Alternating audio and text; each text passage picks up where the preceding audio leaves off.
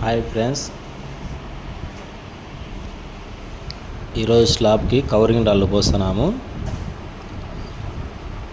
Mall ready అవుతుంది.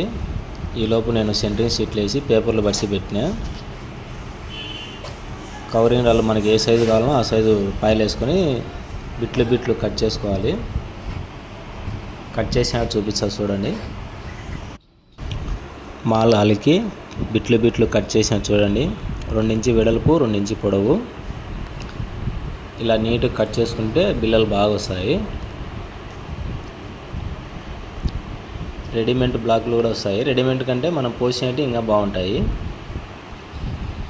చూడండి, cut చేసినాక అన్నీ తీసి పక్కన పెట్టినాము. అంటే ఒకరోజు పోసిన మరుసటి రోజు తీయాలి ఇవి. చూడండి ఎంత బాగున్నాయో.